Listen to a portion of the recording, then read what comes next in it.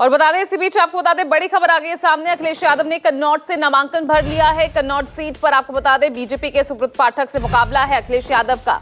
कन्नौज पहुंच चुके थे और अब से कुछ देर पहले ही उन्होंने कन्नौज से नामांकन पत्र भी दाखिल कर दिया है। तो बता दें आपको, दोनों ही कैंडिडेट्स, चाहे यहां पर अखिलेश यादव हो, सुब्रत पाठक, उन्होंने भी नामांकन आज ही यहां से इस सीट से भरा है।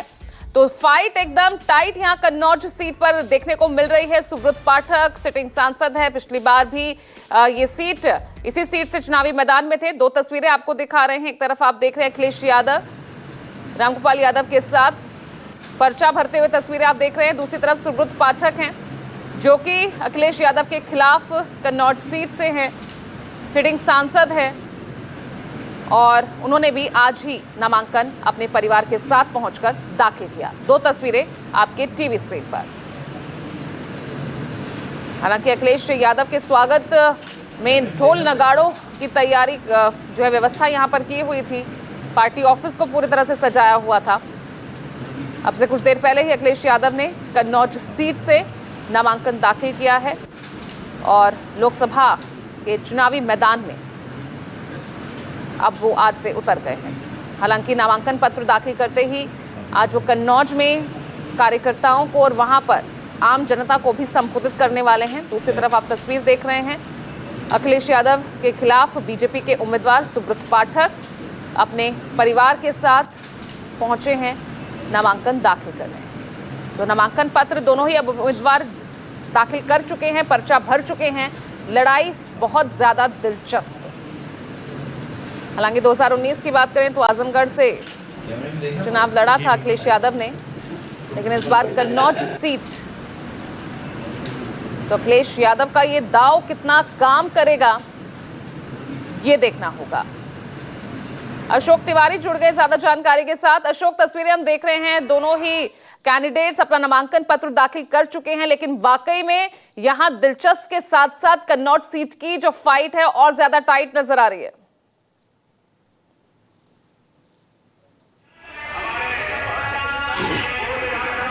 देखिए, यहाँ पर शोर बहुत ज़्यादा है, इसलिए मैं पूरी तरह से आपका सवाल नहीं सुन पाया हूँ। लेकिन कन्नौज लोकसभा सीट की अगर आप बात कीजिए तो कन्नौज लोकसभा सीट की लड़ाई अब बेहद दिलचस्प मोड़ पर आ गई है, क्योंकि खुद अखिलेश यादव, जो कि समाजवादी पार्टी के मुखिया हैं, वो यहाँ से चुनावी मैदान में उतर गए हैं। अभी थोड़ी देर पहले अखिलेश यादव ने अपना नामांकन भी दाखिल कर दिया है। उनके साथ प्रोफेसर रामगोपाल यादव नामांकन के वक्त मौजूद भी थे।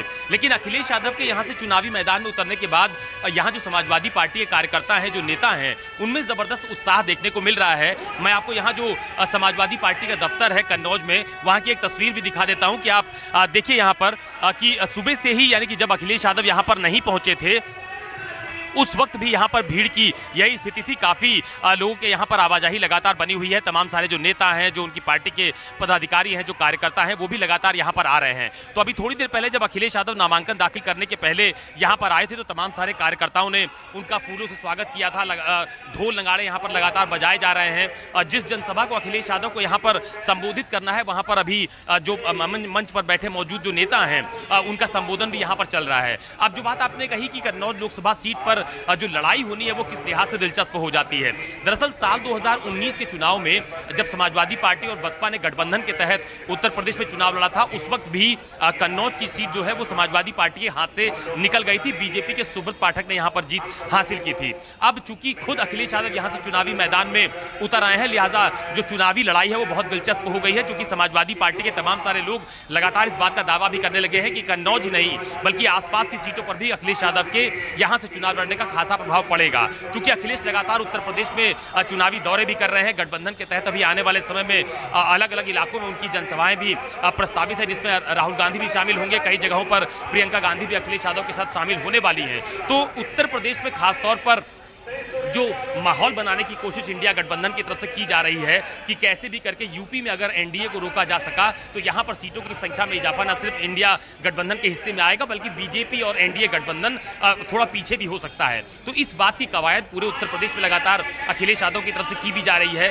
पहले चरण के मतदान से पहले आपने देखा कि लगातार उत्तर प्रदेश में अखिलेश यादव ने ही पूरे चुनाव प्रचार का जिम्मा अपने ऊपर लिया। अलग अलग जनपदों में जनसभाएं की थी, कार्यकर्ताओं के साथ मुलाकात का सिलसिला भी किया। अलग अलग जनपदों में जो उनकी जो ट्रेनिंग कैंप थे वो भी शुरुआती दौर में यहाँ पर संचालित किए गए थे उत्तर प्रदेश में। तो कोशिश यही की जा रही है कि खुद अखिलेश यादव के चुनाव लड़ने के बाद कम से कम पार्टी वर्कर्स में ये मैसेज जाए कि उनकी पार्टी के राष्ट्रीय अध्यक्ष खुद चुनावी मैदान में है, लिहाजा पार्टी कार्यकर्ताओं को एकजुट होना होगा। तो अब कन्नौज की सीट को लेकर जो सियासी अनुमान शुरुआती दौर में लगाए जा रहे थे कि शायद अखिलेश यादव इस बार चुनावी मैदान में ना उतरे, शायद वो लोकसभा का चुनाव ना लड़ें, तो उनके चुनावी मैदान में उतरने से निश्चित तौर पर समाजवादी पार्टी को फायदा मिलेगा, लेकिन उसका फायदा कितना व्यापक हो पाएगा ये तो हम लोग आने वाले समय में देखेंगे। बहुत सारे पार्टी के पुराने जो कार्यकर्ता हैं, जो नेता हैं, वो भी यहाँ पर मौजूद है, उनसे बात भी कर लेते हैं। दादा क्या नाम है आपका? अशोक कठेरिया। कहाँ से हैं? विधुना से। अच्छा, मुझे बताइए कि ये अखिलेश यादव जी चुनाव में आ गए, पहले चर्चा हो रही थी कि शायद वो नहीं लड़ेंगे चुनाव, तो कितना प्रभाव होगा? बहुत प्रभाव है, तरफा चुनाव होगा उनका। एक तरफा चुनाव होगा उनका भाई। अच्छा। हाँ। और ये बीजेपी के जो उम्मीदवार हैं, कोई ढंग नहीं है, फर्क नहीं पड़ेगा ना कोई फर्क नहीं पड़ेगा। दादा क्या नाम है आपका? रमेश चंद्र अग्नोत्री। आप कहाँ से हैं? विधुना से ही। तो मुझे बताइए कि अखिलेश जी चुनाव लड़ रहे हैं कन्नौज से, नामांकन भी दाखिल कर दिया, कितना प्रभाव होगा? प्रभाव क्या, एक तरफा चुनाव होगा, प्रभाव क्या है? पाठक से असंतोष है पूरा 5 विधानसभा में। असंतोष है, इसलिए लेकिन बीजेपी की सीटें तो ज्यादा है उनके पास। ईवीएम से जिता जाए अलग बात है, ईवीएम से जिताया जाए अच्छा तो बड़ी जीत जाए, और ऐसे कोई सवाल नहीं, बहुत बड़े अंतर से, बहुत अंतर जीतेंगे, अखिलेश जी जीत जाएंगे। तो ये पार्टी के पुराने लोग हैं जिनका ये कहना है कि वो क्या नाम है आपका? हमारा नाम राजू बाथम, पूर्व सभासद। कहाँ से हैं? मकरन नगर कन्नौज। क्या कह रहे हैं आप? ये कहना चाहता हूँ, अखिलेश जी की ये कर्म भूमि रही, यहीं से पहली बार ये चुनाव जीते हैं, और जनता जो है उसको सबको अपना भाई बहन पिताजी यही सब मानते हैं, उनका ही मतलब परिवार है ये कन्नौज, इसलिए एक तरफा है उनका चुनाव। और वो बार बार चुनौती भी दे रहे थे। भाजपा के जो सुब्रत पाठक जी हैं, वो कई बार उनके बयानों से लग रहा था कि चुनौती दे रहे थे, वो किस तरह की चुनौती? अखिलेश जी को कि आओ लड़ो, प्रोवोक कर रहे थे, तो उन्होंने शायद एक्सेप्ट किया, क्योंकि उनके लिए जरूरी था अब लड़ना यहाँ से अखिलेश जी के लिए, क्योंकि वो कई बार बयान दे चुके थे कि आइए लड़िए, अगर नहीं लड़ते तो थोड़ा निगेटिव हो जाता। अच्छा, तेज प्रताप यादव को पहले टिकट दिया था, वो उतना अच्छा नहीं लड़ पाते क्या? अब यहाँ के लोकल लोग जो कार्यकर्ता थे वो थोड़े निराश थे उनके लड़ने से। अच्छा। वो अखिलेश जी को ही एक्सेप्ट कर रहे थे, चाहते थे कि वो जी उससे जो तो ये समाजवादी पार्टी के कार्यकर्ता हैं, नेता हैं, पुराने लोग हैं। क्या नाम है आपका? कल्लू राजपूत। कहाँ से हैं आप? हम विधुना से। विधुना से ही है जी। सब लोग विधुना से है आप लोग? नहीं, हाँ विधुना से भी है, हमारे ये सब साथी गढ़ है। तो ये बताओ, अखिलेश जी अब चुनाव लड़ रहे हैं, कन्नौज के अलावा भी कहीं आसपास फर्क पड़ेगा क्या? कन्नौज नहीं, पूरे यूपी पर फर्क पड़ेगा। अब की बार बीजेपी के खिलाफ में लोग उबाल भर रहे हैं, और सभी जनमत होकर के, खासतौर से पिछड़ा वर्ग, और यहाँ के सांसद ने तो बहुत ही हमारे समाज, लोधी समाज जो गाली दी है, उन्होंने ये एक शब्द निकाला कि लोधियों के वोट मैंने खरीदे हैं।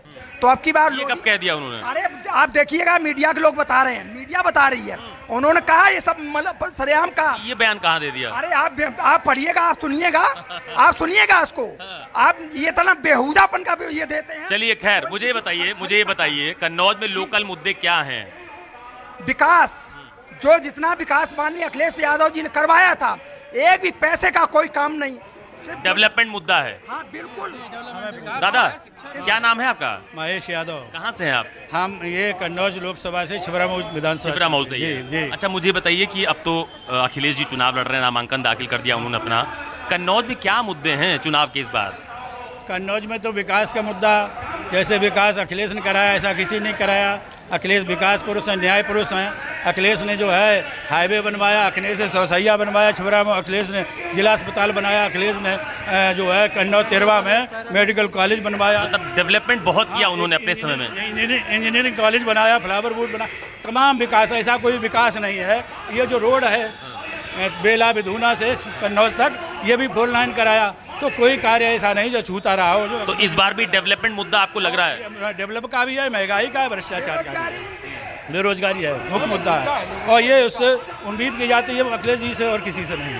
अच्छा, ये मैं अभी एक सवाल एक और सज्जन से पूछ रहा था, आपसे पूछता हूँ, तेज प्रताप जी को टिकट देकर खुद लड़ने का फैसला क्या वजह मानते हैं? नहीं, उसमें तो ये थोड़ा ये लगा कार्यकर्ताओं को, ये थोड़ा लगा है कि हमारी यहाँ कमजोरी हो जाए, वास्तविकता ये है। हाँ, उतना नहीं हो पाएगा जितना अखिलेश जी करेंगे। और चूंकि राष्ट्रीय अध्यक्ष हैं, तो यहाँ उनकी कर्मभूमि प्रथम नेताजी के बाद उनको यहाँ से सांसद बनाया गया, तो नेताजी ने उनको कर्मभूमि अपनी सौंपी, तो इसलिए, और उसके बाद यहाँ मुख्यमंत्री भी यहाँ से बने।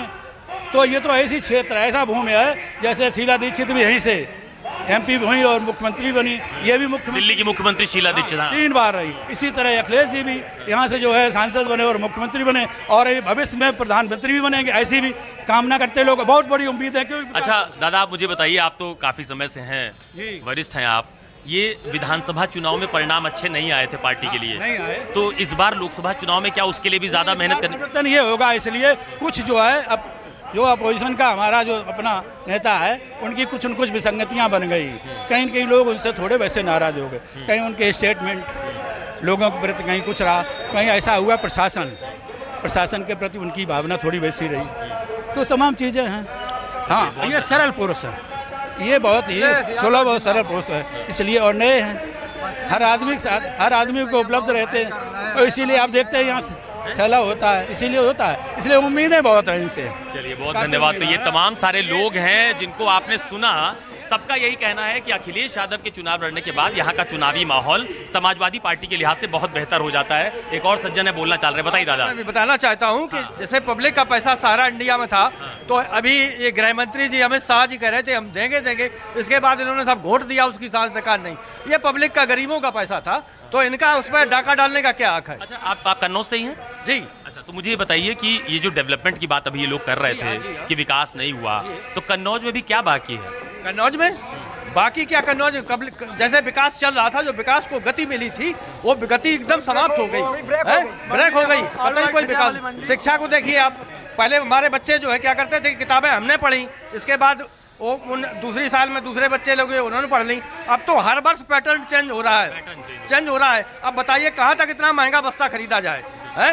ये शिक्षा कहाँ तक, गरीब आदमी मरा जा रहा है, पढ़ा नहीं पाता अपने बच्चों को, मतलब अमीर आदमी तो पढ़ा लेगा, लेकिन गरीब कैसे पढ़ेगा? ये प्रमुख मुद्दे हैं कन्नौज में, जो बात लगातार कही जा रही है कि शिक्षा, बेरोजगारी और ऐसे तमाम सारे मुद्दे हैं जो इस बार पूरे उत्तर प्रदेश के चुनाव में खासतौर पर देखा जा रहा है, और यही जो मुद्दे हैं वो कन्नौज के लोग भी प्रमुखता से उठा रहे हैं। बिल्कुल, तो यहाँ पर मुद्दों को लेकर जनता खूब यहाँ पर बात रख रही है, लेकिन यहाँ पर जिस तरह से हम देख रहे हैं कि भाजपा बीजेपी की तरफ से जो तमाम मुद्दे उठाए जा रहे हैं, लड़ाई किस तरफ जाती दिख रही है, और कल दूसरे चरण का चुनाव है और ऐसे में कौन 20 होगा ये देखना बेहद दिलचस्प होगा।